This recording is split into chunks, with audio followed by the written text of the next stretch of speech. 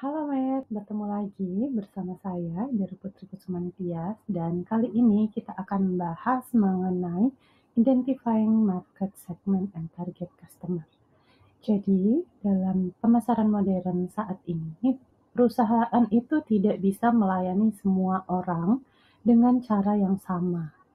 Karena konsumen itu memiliki kebutuhan, preferensi, dan juga daya beli yang berbeda-beda. Oleh karena itu, kita perlu memahami bagaimana pasar dibagi ke dalam segmen-segmen yang lebih homogen, kemudian memilih segmen mana yang akan menjadi target utama kita.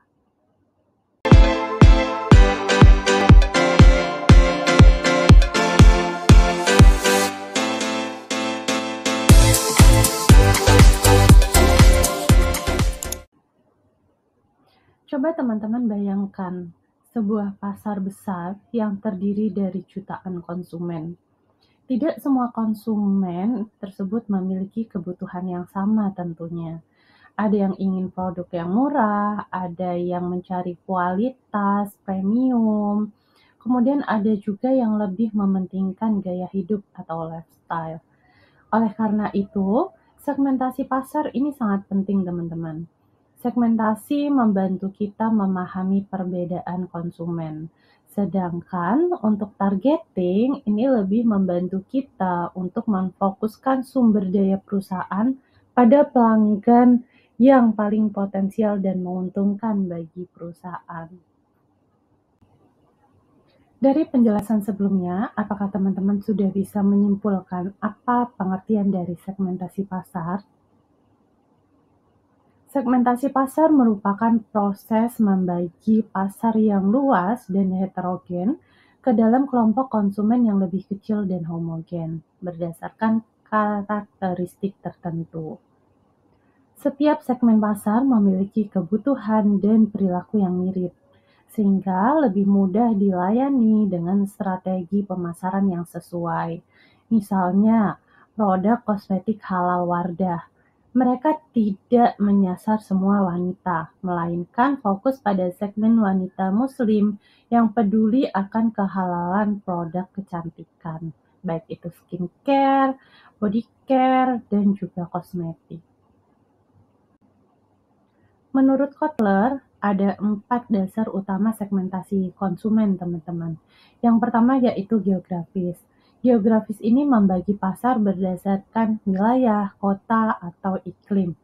Contohnya, Aqua lebih fokus memasang billboard di daerah urban atau kota-kota besar karena konsumsi air minum dalam kemasan lebih tinggi di wilayah kota.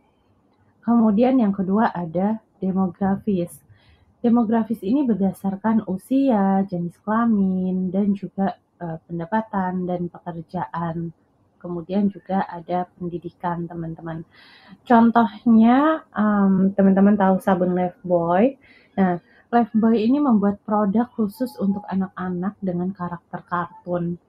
Sementara untuk sabun Lifebuoy yang segmentasinya adalah usia dewasa, ini Lifebuoy lebih dengan formulanya antibakteri yang lebih kuat. Kemudian yang ketiga psikografis teman-teman. Psikografis ini membagi pasar berdasarkan gaya hidup, kemudian kepribadian, dan juga nilai hidup. Contohnya, kopi kenangan.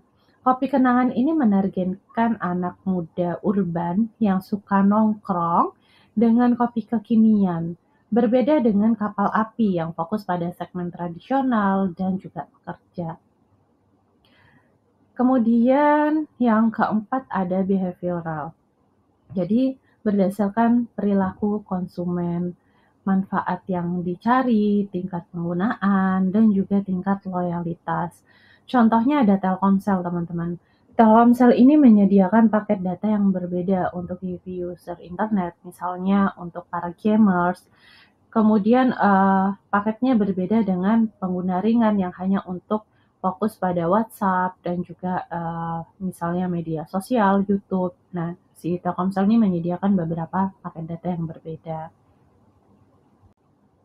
Tidak semua segmen itu bisa dijadikan target, teman-teman. Kotler ini memberikan 5 kriteria agar sebuah segmen itu bisa dianggap efektif.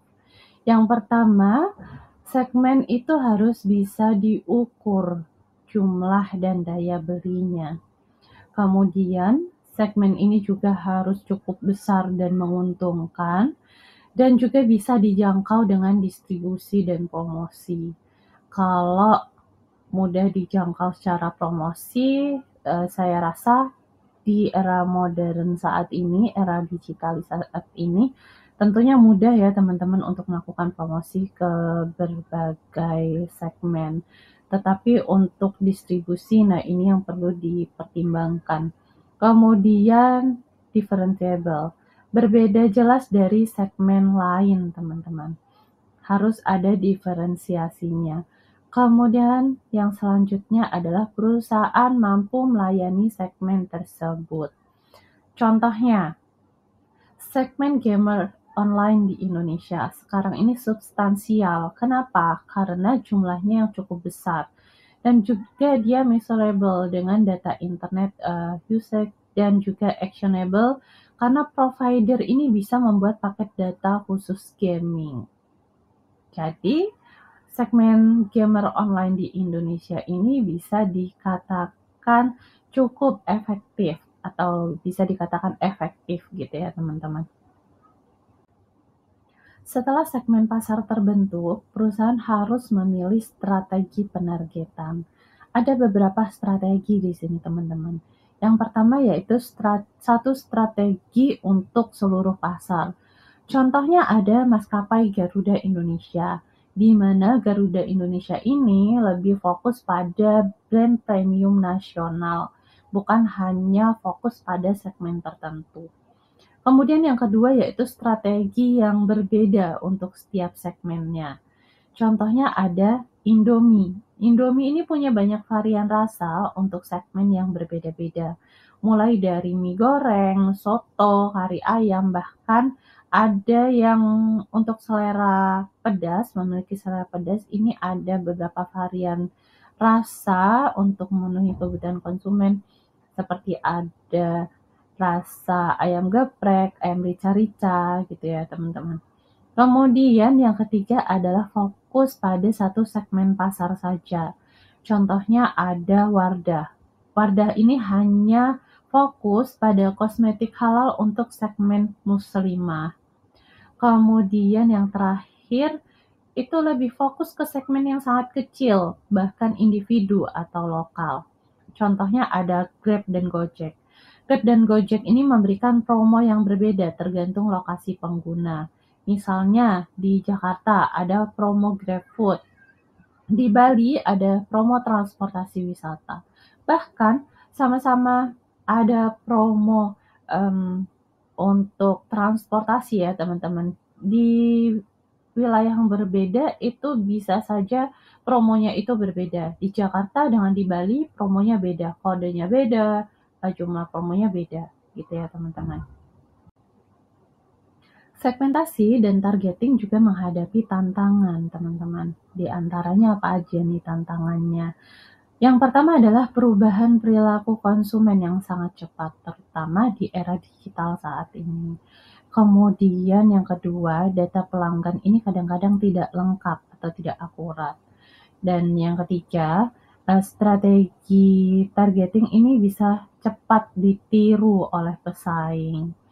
Kemudian yang keempat, ini diperlukannya integrasi dengan big data dan AI agar targeting ini lebih presisi gitu ya teman-teman. Jadi pertemuan pada kali ini dapat disimpulkan bahwa segmentasi dan targeting adalah inti strategi pemasaran modern. Dengan memahami segmen dan memilih target yang tepat, perusahaan dapat mengalokasikan sumber daya yang lebih efisien. Sekian dari saya teman-teman, sampai jumpa. Goodbye, Matt.